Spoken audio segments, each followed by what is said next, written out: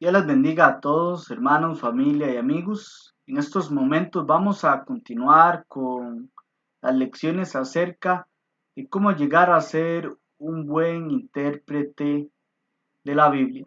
Les saluda Steven Morales Sarmiento y en este momento vamos a estar en lo que es la lección número 12. ¿Pero qué vamos a estar hablando en esta lección? Esta lección es una continuación a lo que es la lección anterior. Si bien es cierto, estábamos hablando de lo que era la literatura del Nuevo Testamento, pero estuvimos enfocados en lo que es en los relatos acerca de la vida de Jesús y lo que es las epístolas del Nuevo Testamento. Pero en esta lección vamos a enfocarnos en que un buen intérprete debe considerar la literatura de libros de los Hechos y también la literatura apocalíptica. Así que vamos a empezar en estos momentos a estar hablando con lo que es un buen intérprete debe considerar la literatura del libro de los Hechos. ¿Qué vamos a estar hablando aquí? Hay varias características que son importantes y que deben ser consideradas por cada uno de nosotros en este libro. Y una de ellas, o las que vamos a estar viendo, son estas que tenemos en pantalla. El escritor, la fecha de redacción, la armonía con los demás libros, el tema central, las predicaciones que el libro comparte, las conversiones, el capítulo clave y la cronología.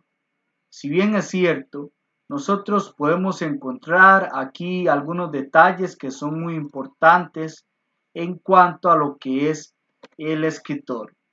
Si hablamos del autor, podemos hablar que es el Espíritu Santo. Todos los libros y el relato que encontramos aquí es porque así Dios lo ha querido. Pero ¿quién es el escritor? Si bien es cierto, el mismo libro nos da evidencia clara de quién es. Si vamos al capítulo 1, versículo 1, vemos cómo inicia mencionando que había hablado en el primer tratado acerca de la vida de Jesús a Teófilo. Y esto nos da a nosotros detalles que es exactamente a lo que es el relato a la vida de Jesús, de acuerdo a lo que escribe Lucas. Lucas es el único que escribe a Teófilo y este es el segundo tomo. En el mismo contexto de este pues maravilloso libro de los Hechos, pues nos damos cuenta que es Lucas y nos da detalles de que esto se escribe de forma narrativa. Él se encuentra allí y escribe en muchas ocasiones de manera plural. Vemos cómo se encuentran detalles en el capítulo 16, versículo 11, en el capítulo 20, versículo 7 y versículo 13, en el capítulo 21, versículo 1 y demás. Vemos detalles de Lucas. Si bien es cierto, cuando hablamos de Lucas, lo que se nos viene a la mente es el médico amado, por detalles que encontramos en Colosenses capítulo 4, versículo 14. Pero estos detalles son muy importantes acerca de él. ¿Por qué razón? Porque nosotros podemos ver que Lucas tenía una profesión y él académicamente era alguien formado, pero esto lo deja claro también en la manera en la que él escribe.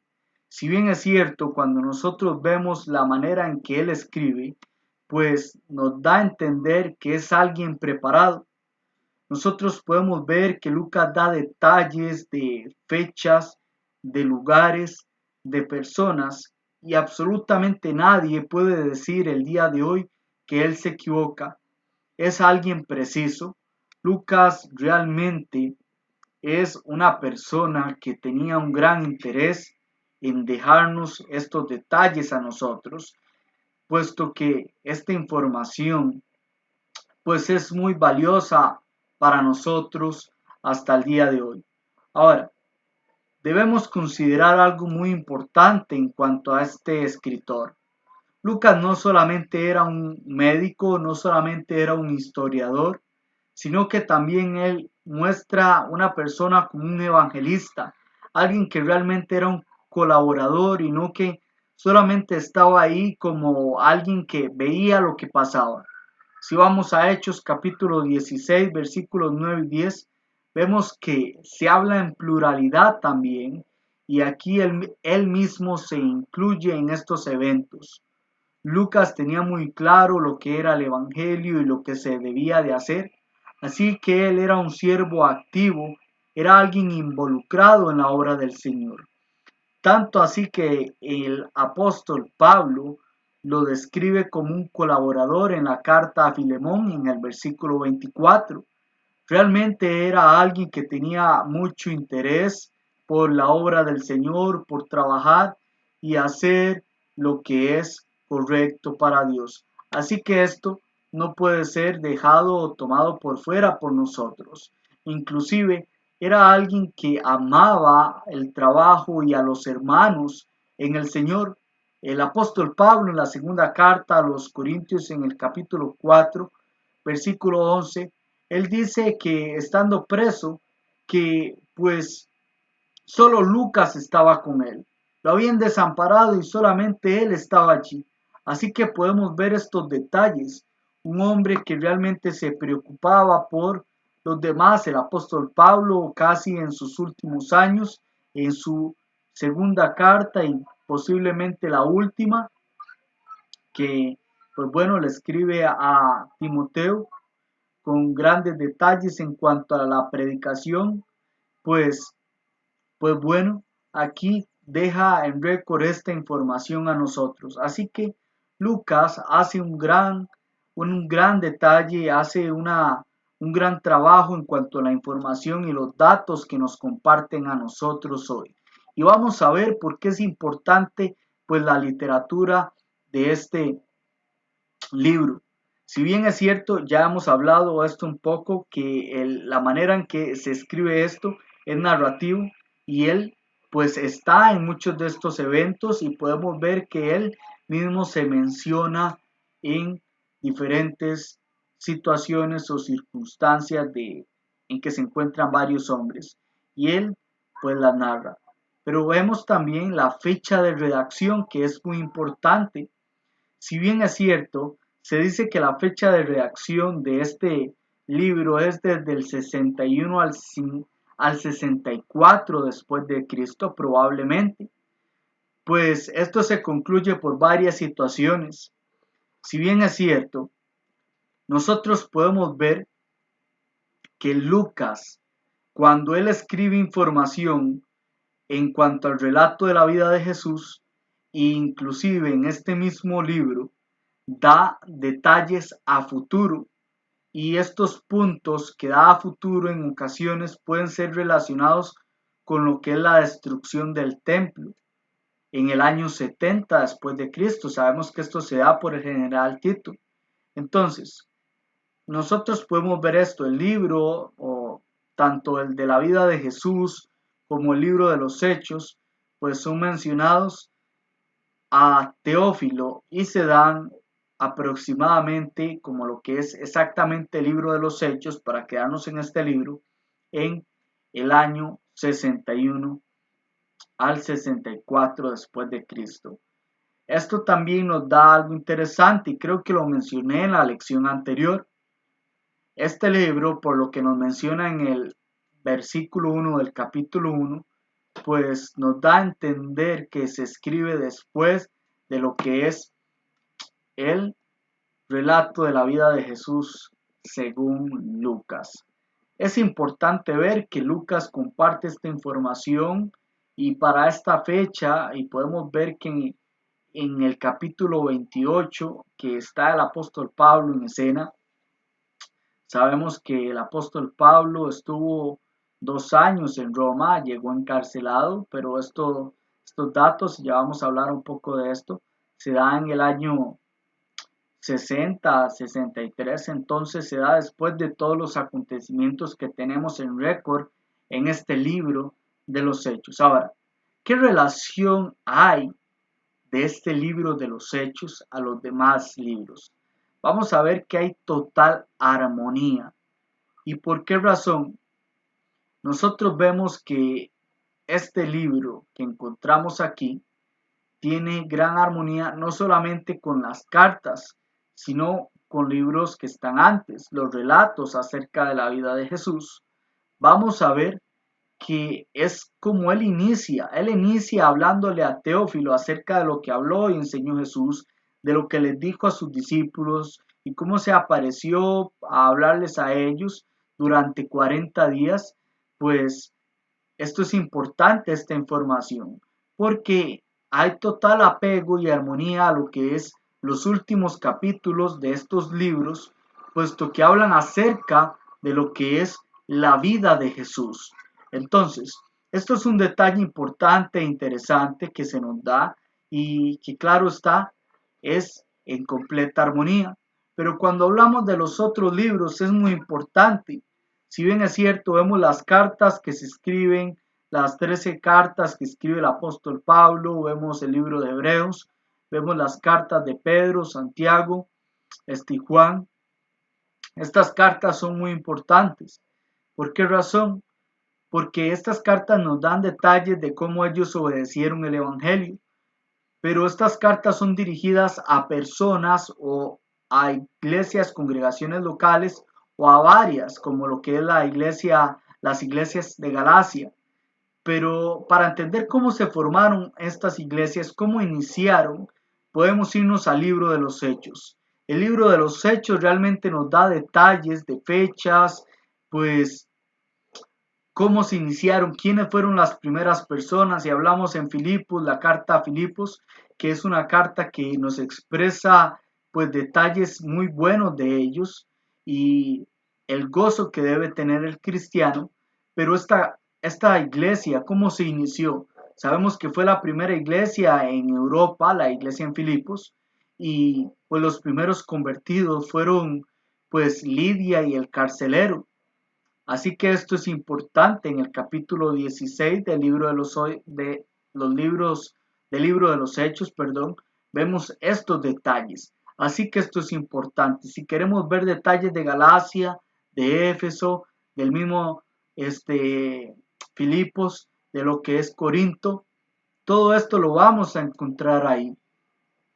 Así que es interesante, detalles que se comparten en estas cartas, los comprendemos cuando vemos el libro de los Hechos, porque están estrechamente relacionados. Así que no podemos dejar por fuera esto. ¿Cómo vamos a comprender parte de lo que son las cartas si no entendemos cómo se inició, quién fue allí, por qué se escriben estas palabras? Bueno, vamos a entenderlas siempre y cuando vayamos al libro de los Hechos y otros detalles que vamos a estar mencionando ahorita. Pero cuando hablamos del libro de los Hechos, vamos a preguntarnos, ¿cuál es el tema central? ¿Por qué está esto allí? Bueno, vamos a ver que la palabra clave de este libro tiene que ver con la palabra iglesia, reino. Así que esto es importante. El tema central del libro de los Hechos tiene que ver con la iglesia, con el establecimiento de la iglesia. Si bien es cierto, esto lo vamos a ver, cómo se establece la iglesia en el año 30 después de Cristo aproximadamente, en una fiesta judía conocido como la fiesta de Pentecostés. Y podemos ver cómo esto se da y esta información la tenemos, puesto que el Espíritu Santo lo vemos como el promotor de la verdad, como aquellos son dotados milagrosamente, como en el primer siglo de la iglesia, y lo vemos en récord en este libro, cómo se obraba de manera milagrosa, cómo aquellas personas fueron dotados de esta manera, cómo hablaban en otros idiomas, cómo el mensaje era confirmado, cómo las personas eran dotados por medio de la imposición de manos de los apóstoles. Esto es importante y es muy interesante porque esta información la encontramos en grandes rasgos en lo que es el libro de los Hechos. Así que no lo podemos dejar a un lado. Ahora, cuando hablamos del tema central entendemos que es este. Pero hay un detalle que no podemos dejar afuera, y es las predicaciones, los discursos que se dan en este libro. Realmente son discursos muy importantes, porque inclusive nos enseñan a nosotros cómo predicar el Evangelio, nos enseñan a nosotros cómo aquellas personas escucharon la verdad y la obedecieron. Si nosotros vamos al capítulo 2 de este libro, encontramos la prédica en Pentecostés, cómo el apóstol Pedro da grandes detalles del Evangelio y cómo aquellas personas obedecieron. Es importante, como 3,000 personas fueron añadidas a la iglesia. Vemos cómo aquellas personas perseveraron en la sana doctrina, cómo perseveraron en la doctrina de los apóstoles, en la comunión unos con otros, en el partimiento del pan y en las oraciones. Vemos también otros detalles en el discurso de Pedro en el pórtico de Salomón, cómo llega allí después de hacer un evento que se da, pues un milagro, aquella persona que estaba a la puerta llamada la hermosa, y aquí aquella persona está pidiendo dinero, pero Pedro y Juan cuando entran, ¿qué las palabras que le dicen? No tengo oro ni plata, pero lo que tengo te doy, no, en el nombre de Jesucristo, el Nazareno, levántate y anda. Las palabras que se le expresan son importantes y después de allí un gran discurso, puesto que estas personas veían cómo aquel hombre saltaba y glorificaba a Dios por lo que le había sucedido. Vemos el discurso en el Sanedrín en el capítulo 4 por Pedro, cómo aquellas personas querían que no se hablara más de esto, inclusive buscaron cómo encerrarlo, pero fue un gran discurso con gran valor y sin duda alguna no podemos dejar el discurso que inicia del capítulo 6 y 7, pues vemos a Esteban en escena, un gran discurso y cómo aquellas personas lo acusaron de forma incorrecta, levantaron testigos falsos, puesto que ellos decían que estaba cometiendo blasfemia, pero lo que él estaba diciendo era cierto, y él dio un gran mensaje, como vemos aquí en escena a Esteban predicando y morir, siendo el primer mártir de la iglesia. Pero después de esto se esparció la verdad y da un gran resultado. Vemos aquí a Esteban así. Ahora, también podemos ver cómo se da otros sermones de Pedro allá en la casa de Cornelio. Aquellas personas obedecieron.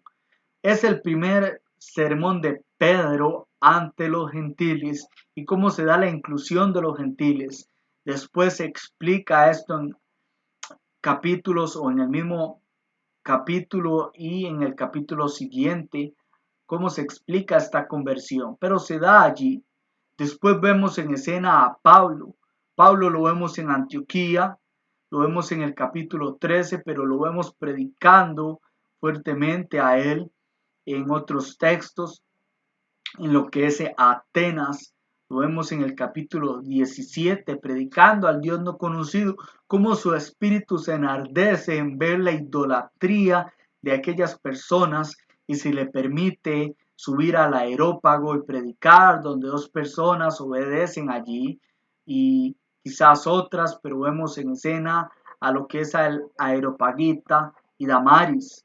También podemos ver cómo Pablo está allá con los ancianos en Éfeso, cómo está en el templo. Vemos cómo se presenta ante Félix y Agripa, allá capítulo 24 y 26, y después por 2 años en una casa recibiendo a personas en el capítulo 28. ¿Realmente estaba haciendo un gran trabajo? Claro que sí. ¿Y qué es lo que produce la predicación del Evangelio?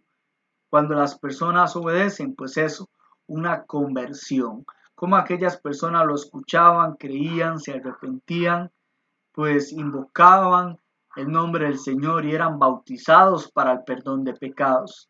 Tenemos varios ejemplos en récord y no podemos dejarlos afuera. Una gran predicación allá en Pentecostés en el capítulo 2. Vemos cómo se menciona varias veces. El capítulo 2 es clave, ya vamos a hablar de este capítulo.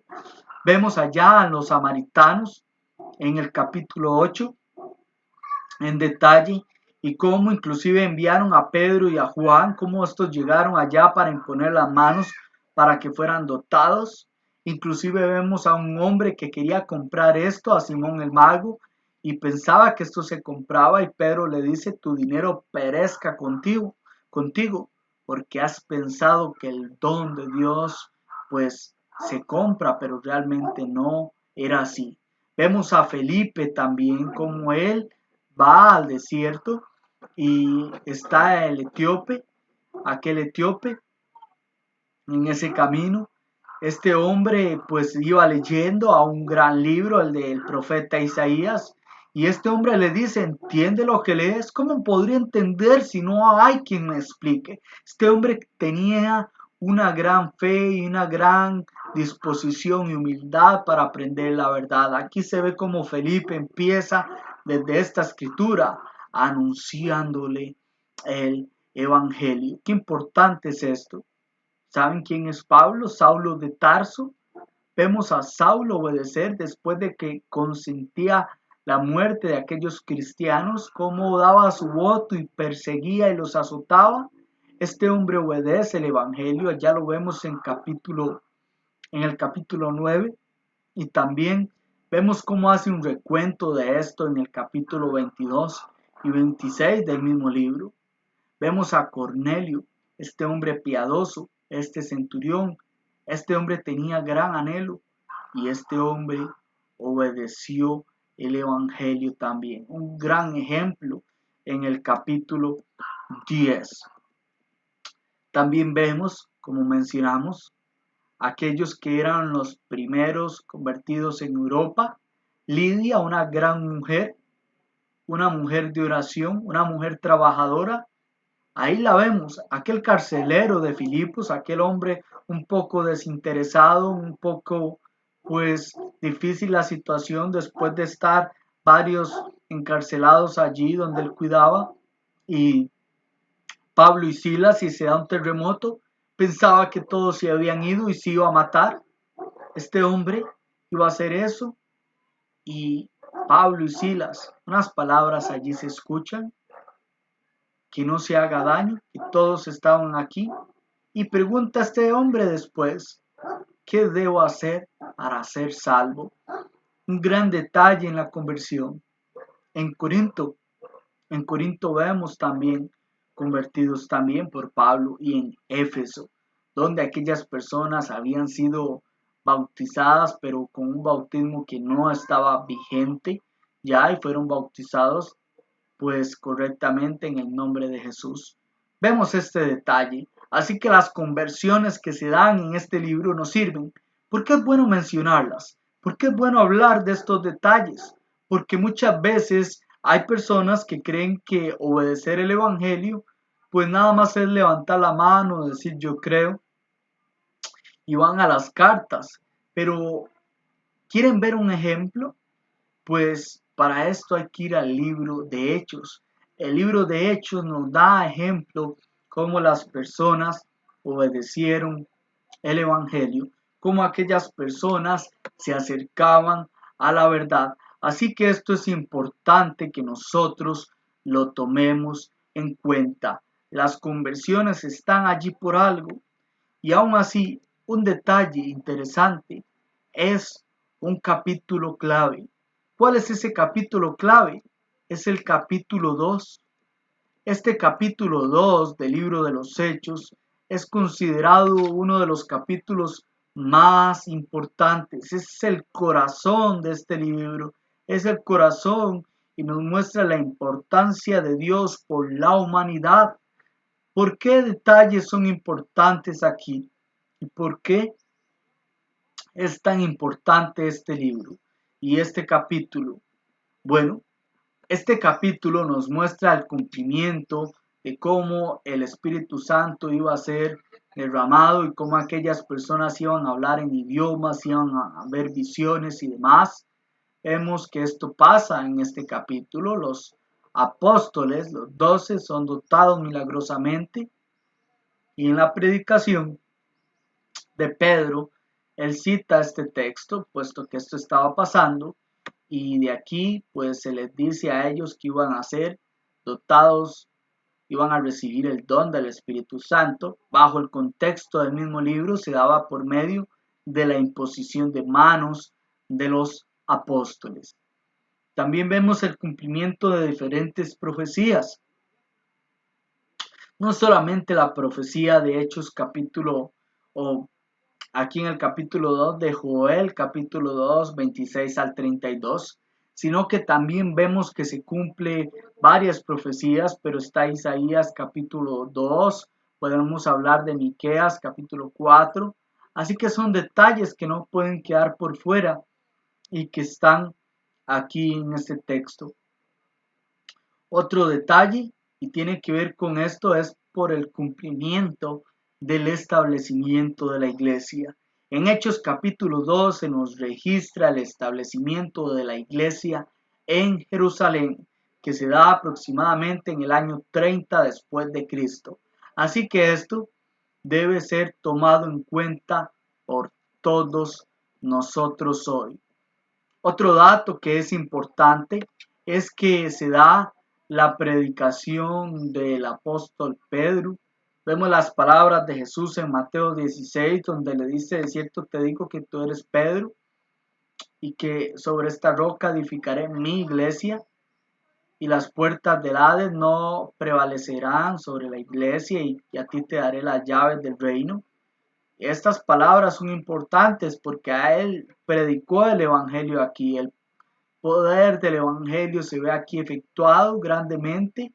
Cómo puede cambiar vidas, cómo más o un aproximado de 3,000 personas obedecieron, como personas que después de haber dado consentido pues que mataran a Jesús, como aquellas personas se entregaron a Jesús por manos de inicuos para matarlo en una cruz de manera pues totalmente adversa, como un malhechor.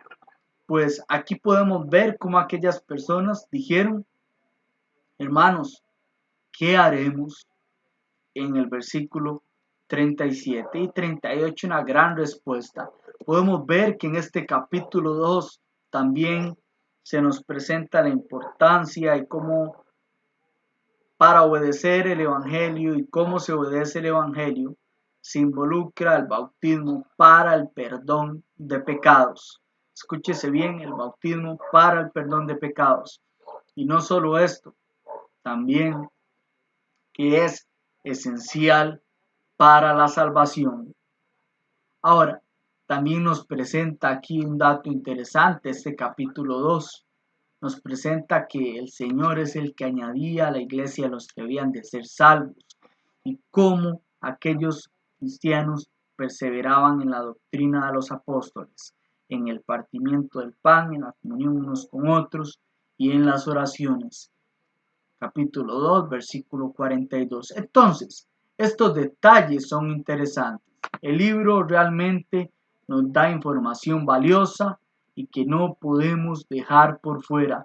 Este libro que tenemos o se le da el título Hechos de los Apóstoles, sabemos que no todos los apóstoles se ven en escena, tal vez vemos que se citan a todos en el capítulo 1, pero funciones de todos los apóstoles no, pero por eso muchos dicen los hechos de apóstoles.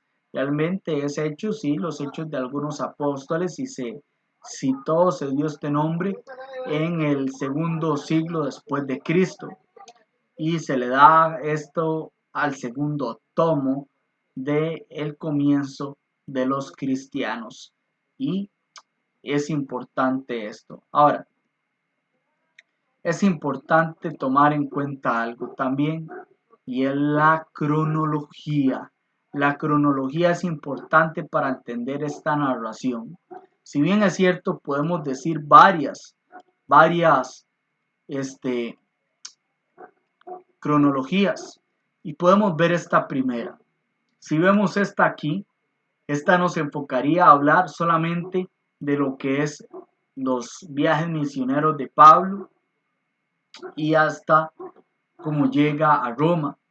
Esto vemos que sería el primer viaje misionero, 46 al 47 después de Cristo. El segundo viaje misionero, el 49 al 51 después de Cristo. y el tercer viaje misionero del 52 al 57 después de Cristo. Escribe antes de zarpar o de llegar a Roma. Sabemos que en el tercer viaje misionero en Corinto escribe la carta a los romanos en el 58 después de Cristo, pero llega a Roma prisionero en barco. Sabemos que pasó algo totalmente difícil, lo podemos ver en los capítulos 27 y 28, pero llega allá en el 60 al 61 después de Cristo y está por 2 años en este lugar. Ahora esto lo tenemos como una cronología en cuanto a los viajes, pero si vamos desde el principio, sabemos que el establecimiento de la iglesia fue en el año 30. Todo esto es después de Cristo.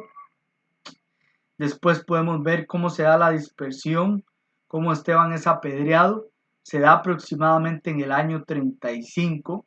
La conversión de Saulo es en el año 38 aproximadamente, ¿verdad? Los gentiles se da su conversión en el año 42 después de Cristo. Podemos encontrar ya lo que son estos viajes misioneros, que los vemos aquí en escena, cómo se da esto.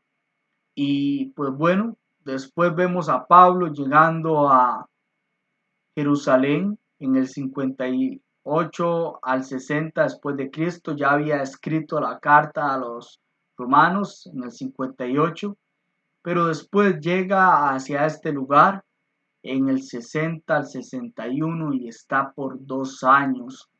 Como dicen por allí, casa por cárcel, y él allí en su casa de alquiler, pues recibía a aquellas personas en Roma y pues anunciaba el evangelio, lo compartía a otras personas. ¿Qué más podemos hablar? Podemos hacer mención ahora de lo que es este segundo punto que veremos hoy. Un buen intérprete debe considerar la literatura apocalíptica.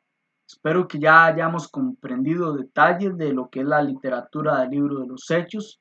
Ahora nos vamos a basar en esta tipo de literatura y vamos a enfocarnos en estas 4 características para entender lo que es lo que quiere dar a entender aquí este escritor, y pues bueno, que es interesante que todos nosotros lo tomemos en cuenta.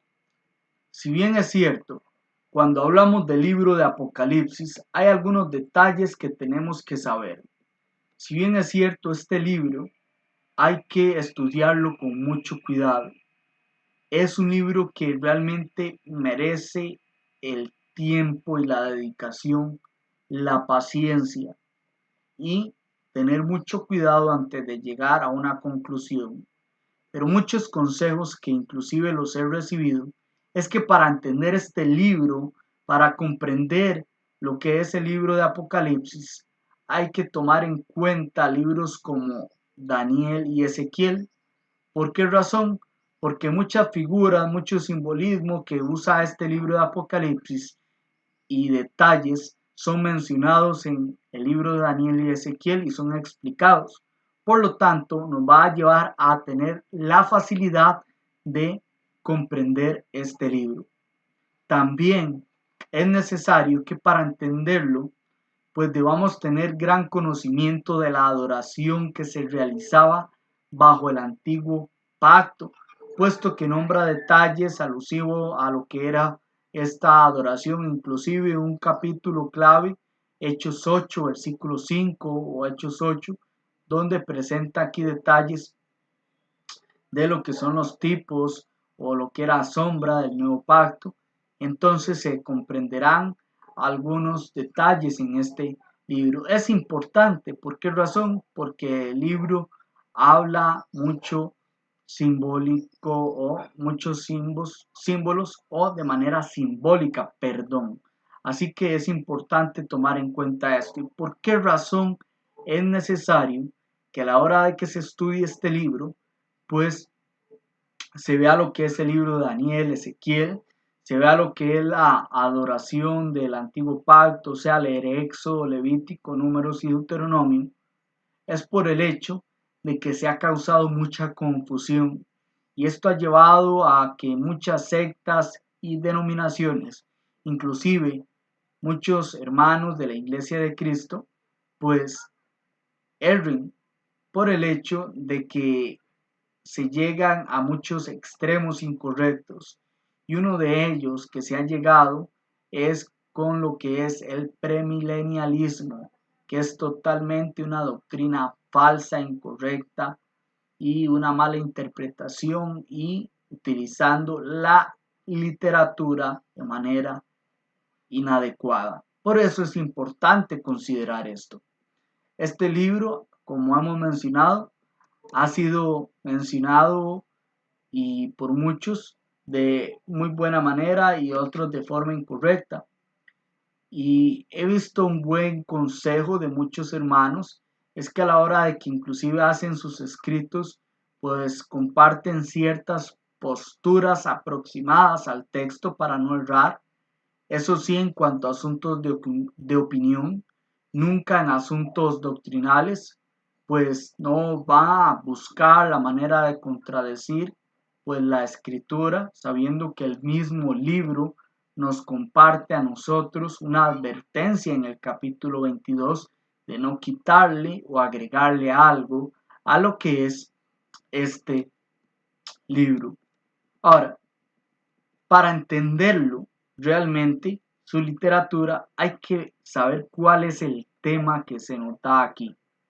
Si nosotros nos enfocamos en el tema de este libro, tiene que ver con la guerra y el conflicto entre los buenos o las fuerzas del bien y del mal, que obviamente resulta en la victoria de los fieles, de los justos, y la derrota de los malos.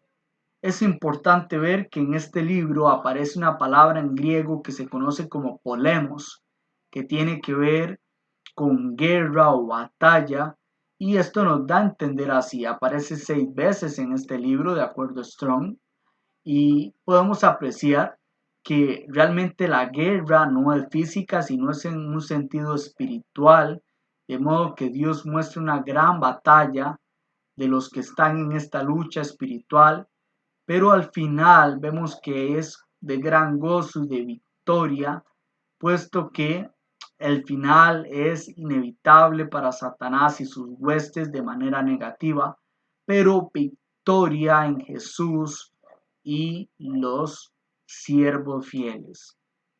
El escritor Homer Hailey, en su comentario en la introducción y comentario de revelación, en la página 51 al 53, él menciona como resumir el tema de este libro como la victoria en Cristo o victoria a través de la fe, obviamente esa fe obediente en Cristo, en su palabra, y que es importante. Así que este es el tema, llevar a ellos a entender que hay victoria en Cristo. Pero ¿cuál es el propósito? Todo libro tiene un propósito y es claro a la luz de la Biblia y un estudio a cada uno de sus pasajes. Pero el propósito del libro de Revelaciones está enfocado en animar a los hermanos de la época en que esto se escribe, puesto que ellos estaban pasando pues una circunstancia totalmente adversa. Ellos estaban siendo martirizados por el Imperio Romano en diferentes maneras, especialmente por lo que eran los emperadores, como Nerón en un tiempo y en este caso lo que es Domiciano. Ellos realmente estaban pasando algo difícil y pues bueno, aquí lo que también se hace es advertir a el malvado para que se vuelva de su mal camino a Dios y pues que todas las personas entendieran el confort y la esperanza que se ofrece a los hijos fieles a Dios, dándoles la victoria. Así que es importante este libro de revelaciones, o la revelación de Jesucristo, mejor dicho, que Dios le dio aquí a Juan para manifestar a sus siervos las cosas que iban a suceder pronto y las declaró enviándola por medio de su ángel a su siervo Juan. Juan, que se encontraba en Patmos, en una isla a 16 kilómetros, pues, de la costa de Asia. Vemos aquí que hoy en día está en Turquía, al oeste de Turquía, pero este lugar tan feo en que se encontraba utilizado para castigar a los delincuentes haciéndolos trabajar en la cantería. Aquí en este lugar muchos morían y aquí se encontraba pues Juan. Juan realmente murió pues de manera natural, si así se nos comparte, pero a él se le da esto. Ahora, este propósito es importante porque apunta a datos que el mismo libro explica. Apunta a tres datos importantes y número uno es las cosas que has visto, las cosas que son y las cosas que han de suceder. Y esto se explica en todo el libro. Las cosas que has visto es del capítulo 1 al capítulo 5, las cosas que son del capítulo 6 al capítulo 18 y las cosas que han de suceder del capítulo 19 al capítulo 22. Así que esto es lo que entendemos por el propósito. Ahora, cuando hablamos de lo que es el simbolismo es importante. Y cuando hablamos del simbolismo es necesario que entendamos primero, pues, que este libro es extremadamente simbólico.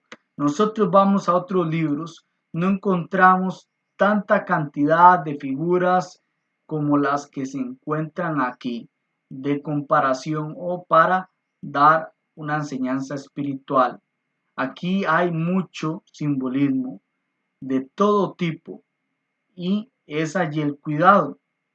El tipo de lenguaje aquí, si vemos que es de mucho simbolismo, pues hoy nos cuesta a nosotros más, sí, pero para aquellas personas era algo muy conocido, era algo que ellos lo entendían con mayor precisión, pero este simbolismo tiene un propósito. Nos preguntamos por qué se escribe así de esta manera. Muchos han comentado y se da la probabilidad que el lenguaje es con el propósito de proteger a aquellas personas.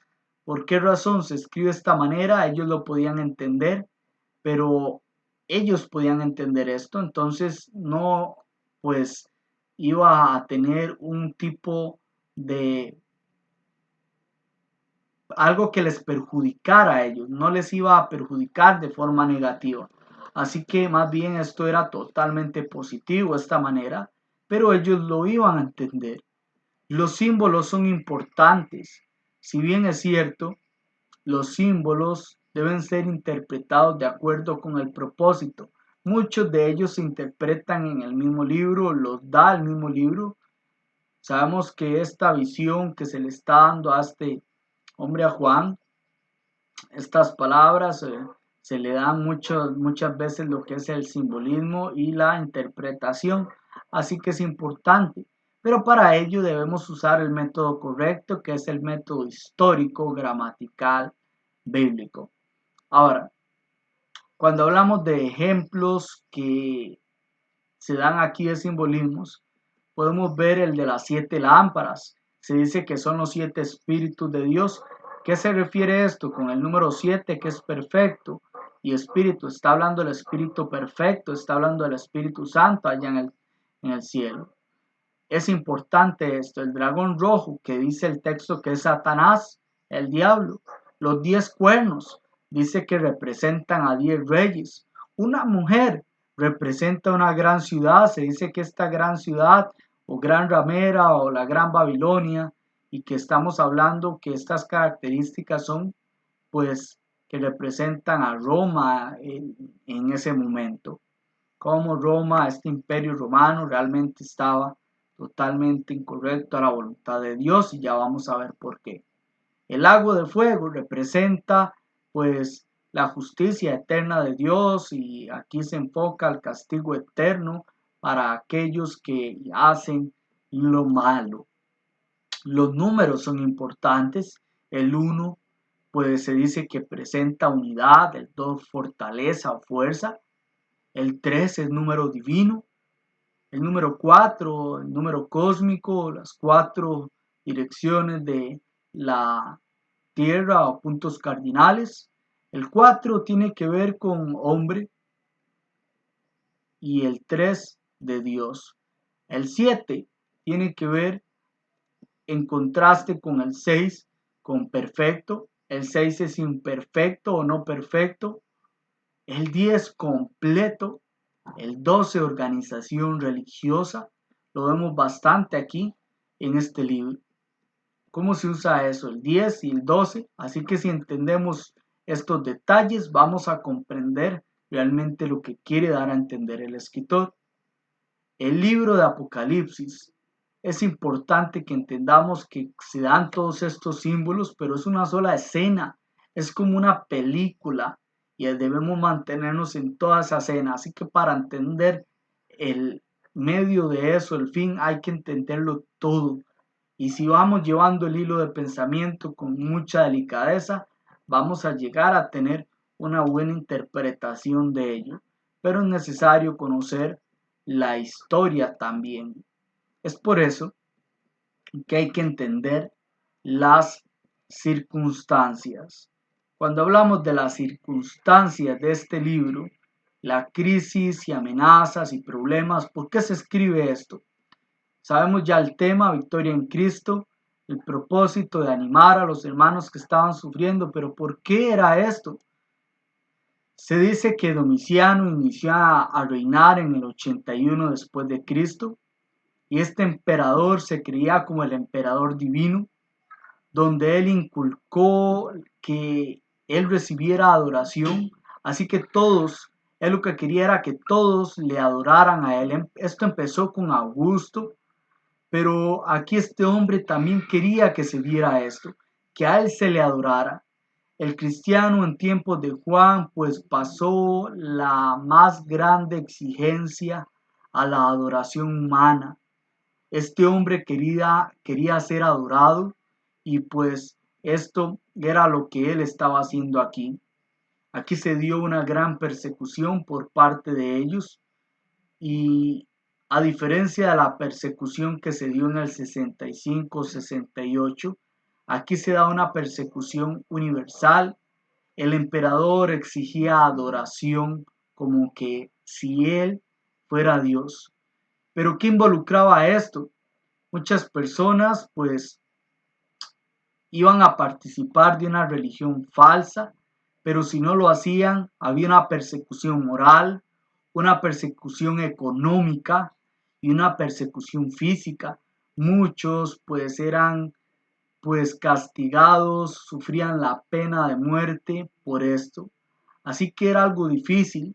Ellos debían de soportar todo esto y permanecer en la fe, saber que iban a ser victoriosos y que estas personas iban a pagar por el mal que estaban haciendo. Y esto pues es algo claro, no solamente aquí en la tierra, sino en la eternidad, porque esto es claro que Dios paga aquí a cada uno conforme a sus obras.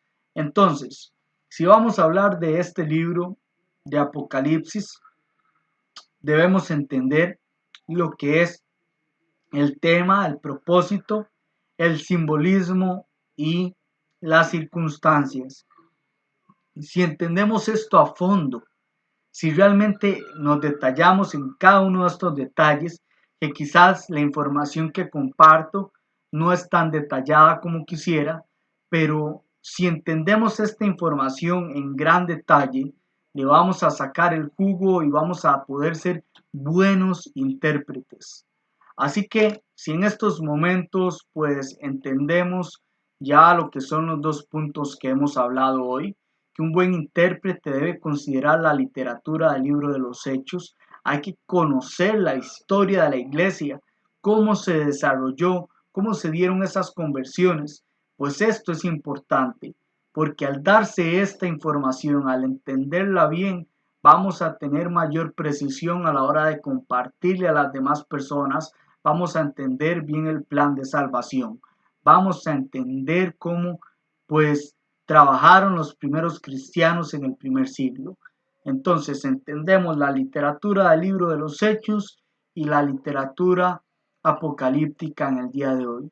Espero en el Señor haber hecho un gran trabajo y haber pues glorificado su nombre, y esperando en Él que esta lección pueda servir para todos ustedes, así como lo ha servido a mí en muchas áreas, y pues esto sirva para influenciarles a que continúen estudiando la palabra de Dios, sabiendo que ahí tenemos todo lo necesario, tenemos lo que Él quiere para que nosotros podamos ser buenos intérpretes de la palabra de Dios. Con esto, mis amados hermanos, culminamos lo que es esta lección.